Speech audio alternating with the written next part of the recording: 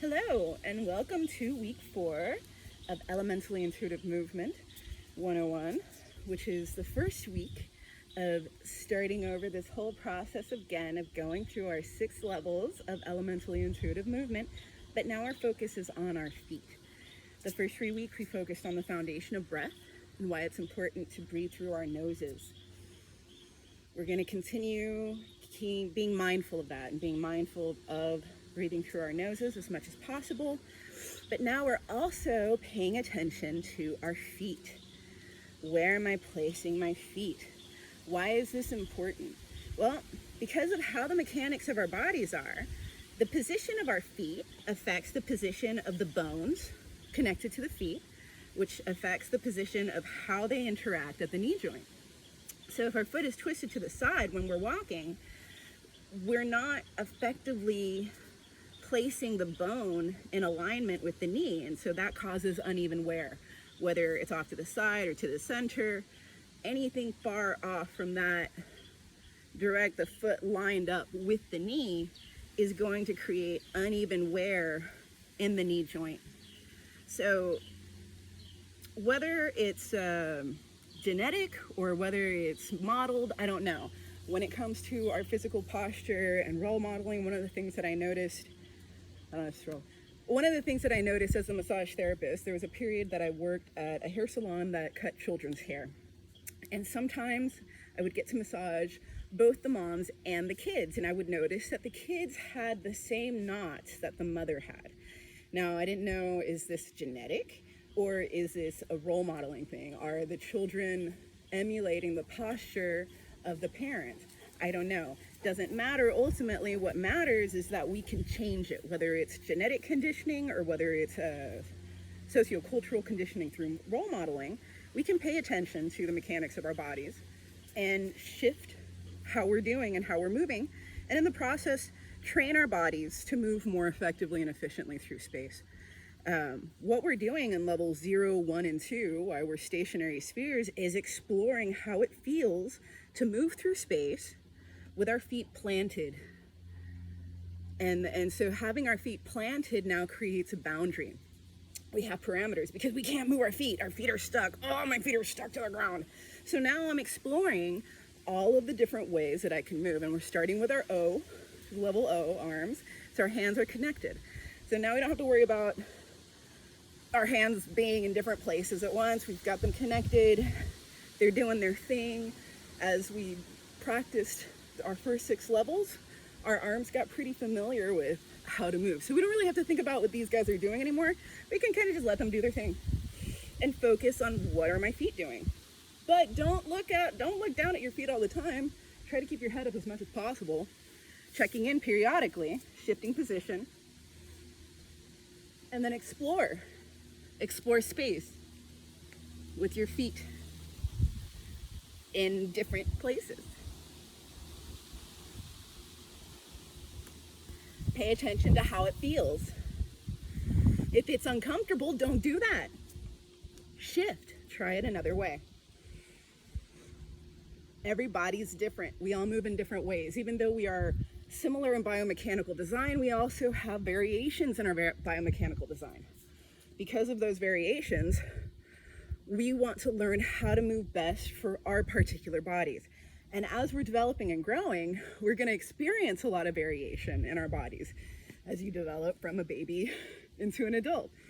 So learning to adapt to the changes in our bodies as we're developing is important for facilitating the process of processing all the changes that we have to adapt to.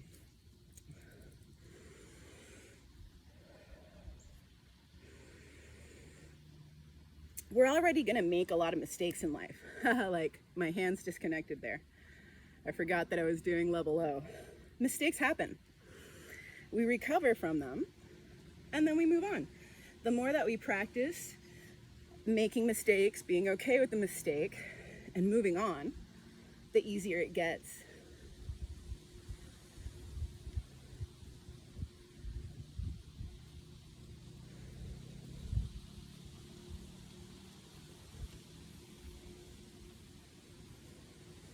Our feet carry us.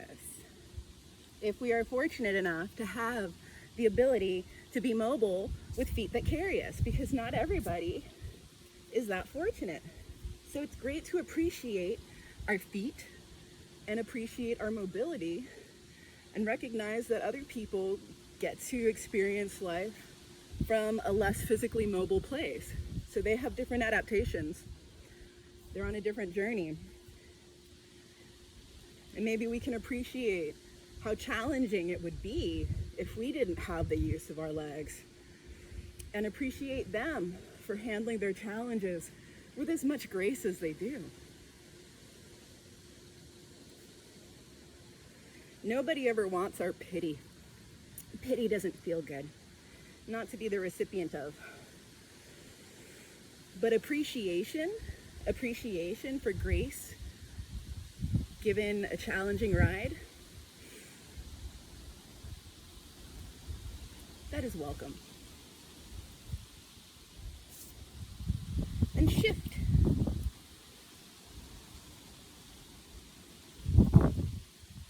We can move slowly.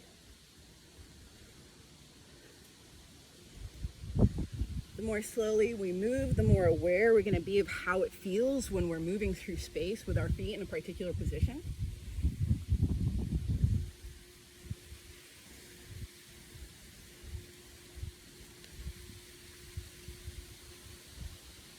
We have more time to check in with our bodies.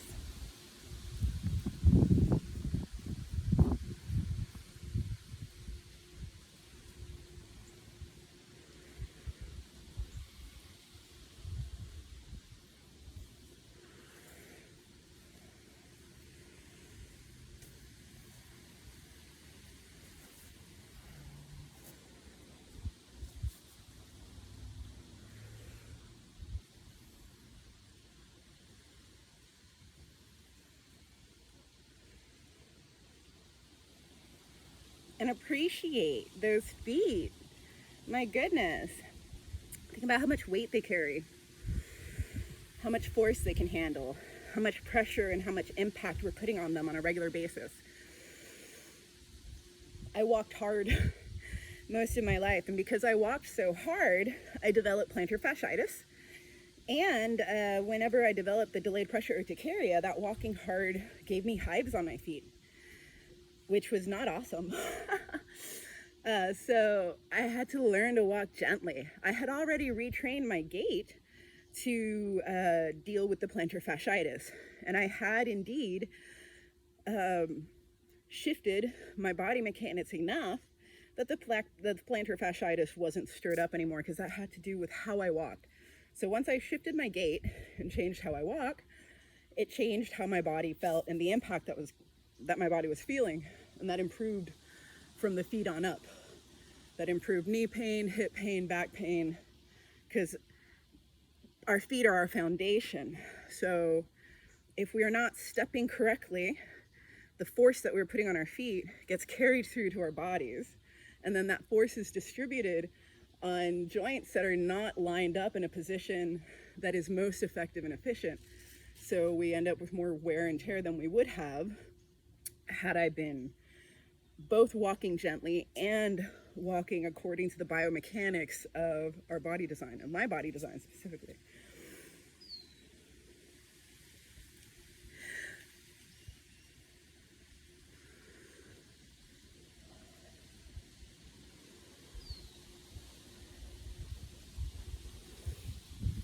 I'm thinking that because we're already familiar with levels 0 through 5, we can mix in other hand stuff periodically, because that's going to happen because we've been practicing all the different hand stuff. So if we're focusing on our feet, it's quite possible that before we know it, our hands are off doing some other thing, and that's okay. It's okay if they do that. Get them back, put them back together. Remember, oh, this is level O that we're practicing here, and I'm paying attention to my feet. That's another practice in redirecting our attention and recognizing how often we lose track of what we're doing when we're splitting our attention. And then this becomes practice in being able to effectively divide our attention.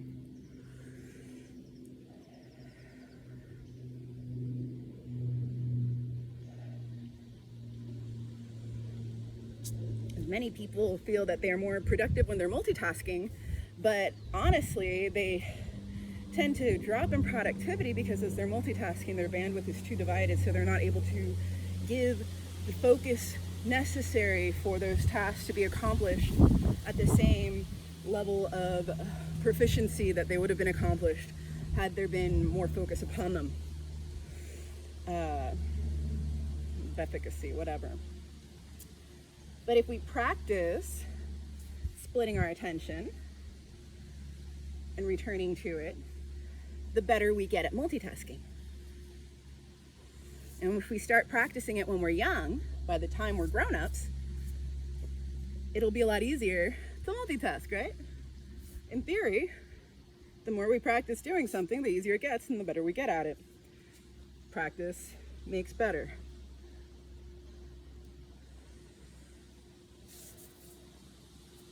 All right, that's today's level O. Pay attention to your feet. Look up, breathe. Feel how your body feels. Recognize when something is uncomfortable, shift. And in the process of doing that, your nervous system will pick up on what is the most effective and efficient way for your body to move through space. Awesome. Pretty cool, huh? All right. The human body is phenomenal. Inhabit it, own it, take care of it, be responsible for it, and be responsible for everything within your sphere.